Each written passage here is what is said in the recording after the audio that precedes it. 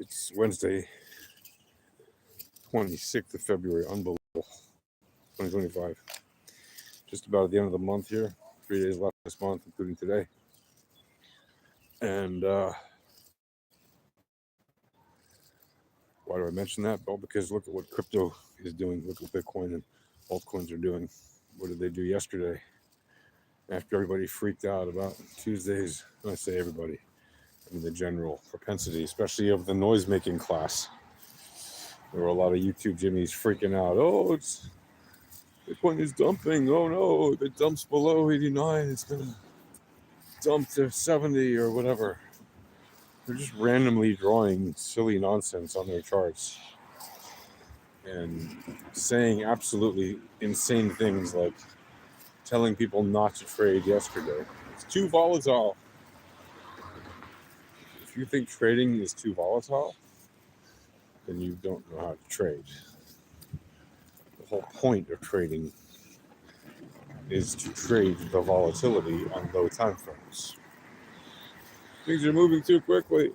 Yeah, again, there were many occasions yesterday, many occurrences of opportunity where a decent trader could have made a very nice profit in a few minutes. Just without leverage. Riding up a hill, riding it back down, or even just riding up the hill, taking your profit, waiting for it to come back down, riding up the next hill.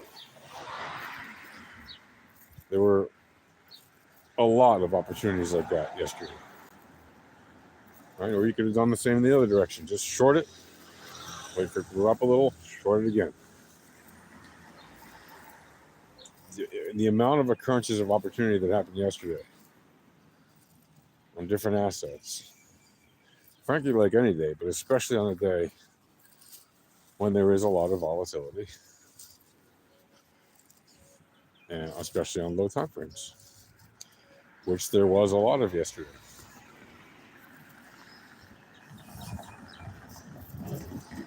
So as a VEPS trader, we seek the volatility. We look for the volatility because that's where we have the best chance of increasing the returns on investments on low time frame trades. By the way, if I sound not 100%, it's because I'm not. I'm gonna have to keep this video short because it's already hard for me to emanate sounds as I speak. Although it is a beautiful sunny day here in northern Israel, I have been struck by something that has given me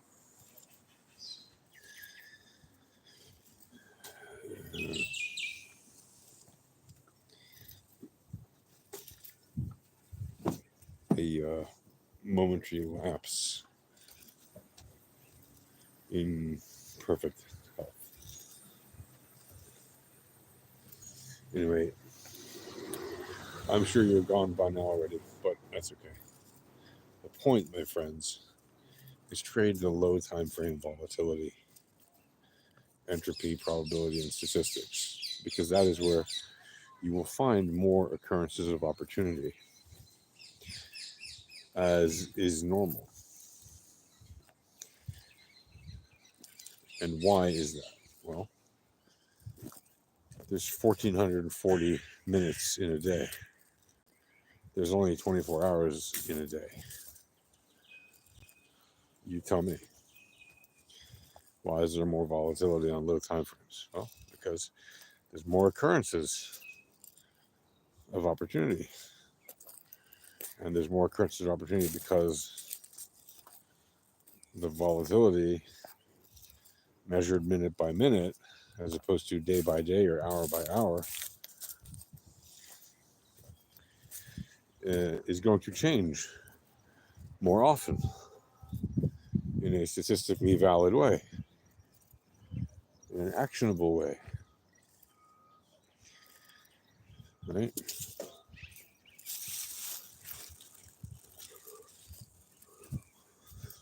So yes, while you, for example, if you looked at the daily candles of yesterday from the beginning of the day, you'll notice that a lot of them, the volatility reads at the beginning of the day, for example, might have indicated that the assets were going to go down, and indeed some of them did end up down on the day. And some of them indicated that they would go up, and indeed some of them did go up on the day. But a lot of them indicated one thing at the beginning of the day and another at the other end of the day, because throughout the course of the day, right, the reality changes, the information changes. So yes, you can have a very solid indication for your daily time frame, but on the lower time frame, as things change, well, when they change, it affects the higher time frames. So the information on the higher time frames will change as well. And that can indeed affect things like the direction and the targets of the higher time frames, right? So, I mean, I hope you get my point. It doesn't take a rocket scientist to understand this. Right? Things that happen on lower time frames may be smaller candle by candle than what happens on a bigger time frame. Right? But the bigger time frame is just an aggregate of all the things that have happened up on the lower time frames. It's not so complicated to understand. So yes, the higher time frames have more gravitas, if you want to call it that, but they're really just a summary of what has happened on the lower time frames, right? And to be honest, well, anyway, the changes happen on the lower time frames. That's where they start, and they move upwards. Those changes. The changes don't move downward, as in when you, for example, if you have something building up on lower time frames that causes a daily candle to look a certain way at the end of the day, and let's say you have a bunch of those stacked up one after the other. Let's say you have a very strong distribution, okay, and it's setting up a mean reversion, okay.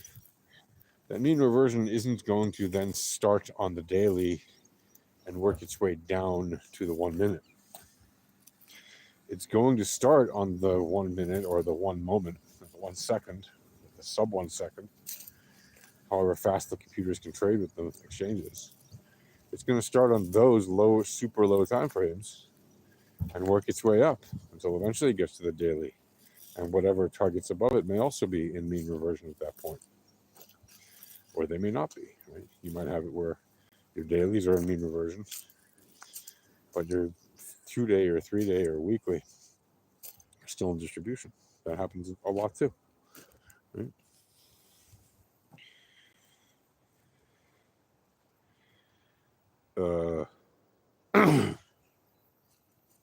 Hello to you in the chat.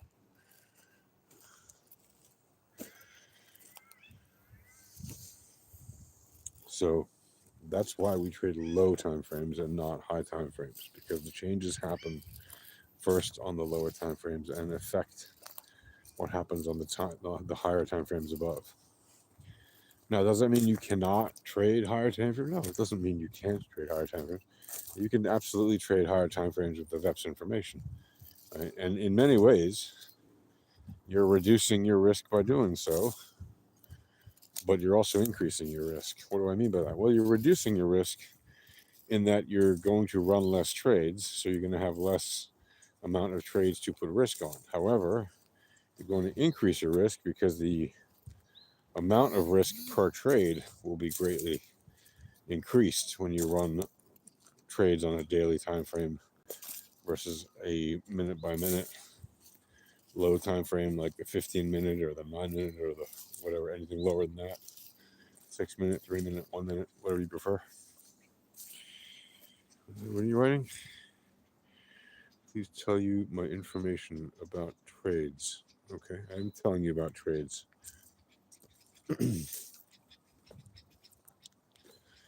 So what is volatility, right? Do you know what volatility is? Right? When it comes to trading, volatility is what?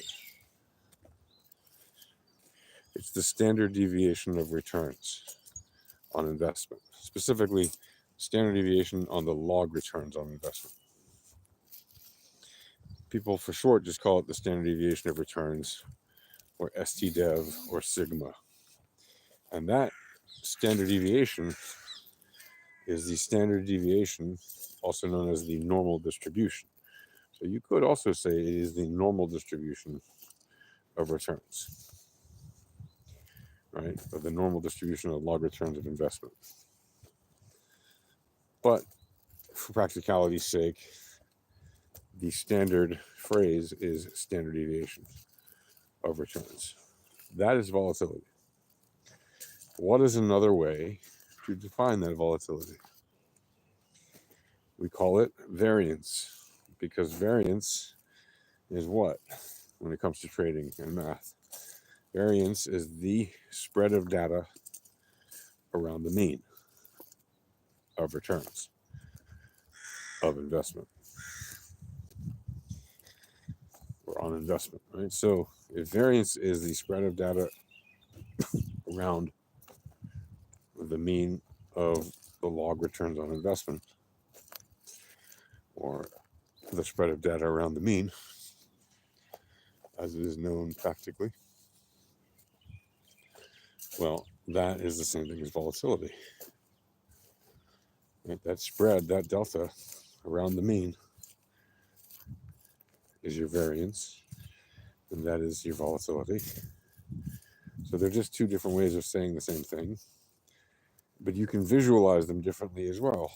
So for example, at Alpha Trading, we have a volatility radar, which shows you the historical volatility, candle by candle, and it shows you the correlation of that volatility to the data set of the price action. That way you can tell what the tendency is in terms of the probable direction of the price action. And similarly, we have an indicator that shows you the coefficient of variance, or rather the coefficient of variation, which is also known as variance. Now, why do we have that variance indicator? It's to show you the volatility in a different way. It is also correlated to the data set, right, of the price action. Why? Because again, just like volatility correlated to that data set of the price action, if you correlate variance to that price action, well, you will also get a tendency for the direction, making it that you can basically predict certain outcomes. And when people say, oh, nobody can tell you where the market is going to bottom or top, if somebody can tell you what the direction of an asset is and they're right, and they can do it regularly and generally speaking be right, it's probably worth understanding how they're doing that, right? You know, we can do that with entropy too. Just like we can with volatility, we can use entropy and the correlation to the data set of the price action to also see the tendency. Right? Which brings me to the point of this video. When everybody's panicking about Bitcoin and altcoin price action, what are you writing here? You selling 20 Delta cash secured puts on junior college advice? What? No, we trade. We trade at Alpha Trading. We use low time frame volatility and entropy probabilities and statistics to scalp Delta, not Delta Airlines, right? To scalp the Delta, right? The spread between the ask and bid price,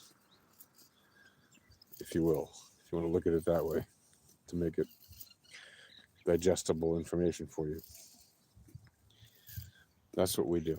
Right? We use low time frame volatility to trade the delta of the ask and bid price, the spread, if you will. And we know the direction of the assets with a high degree of confidence, a high degree of certainty, because the math that we uses focuses on the relevant maths that are being used by the high frequency trading firms. What are those relevant maths? Well, they're the maths that make it most possible to predict the future direction of an asset. Those maths are the mean of price, right? The mean of returns. We don't care about the mean of price. The mean of returns, the returns themselves, right? Because the returns are a product, right? The standard deviation of returns, which is volatility. Also the Laplace distribution of returns, which is just another distribution model to also calculate probabilities and distribution, right? And mean reversions and everything else. And like I said, we use entropy, different kinds of entropy calculations to also be able to tell the probable direction of price. Right? Because what are we really predicting? We're actually predicting the direction of the entropy and its correlation, or in the case of volatility, of the volatility and its correlation. When you combine those things together, it happens to tell you the likely resulting price action. Same thing with the returns oscillator, by the way. So hopefully that helps. If you want to learn how to do this, you can do that. You can enter our Discord for free. And you can even get free indicators and free education, free charts, free access to our live stream chat. There's no shortage of free stuff you can get when you go into alphatradinghq.com/Discord. Do that. Learn to trade volatility, probabilities, and statistics. Stop gambling like an idiotic degen, unless you happen to be incredibly wealthy and you don't care if you lose all your money. And you don't harm anybody by losing all your money. In which case, feel free to keep gambling like an idiot. But if not, if you want to stop losing money, you want to actually learn a better way to trade like a professional trader at an HFT firm, well, go to Alpha Trading. That's what we teach you to do without the big fancy HFT computers. You can do it by yourself, by hand, manually trading on your favorite exchanges. All right. That's it. Take care. Have a nice day. Cheers.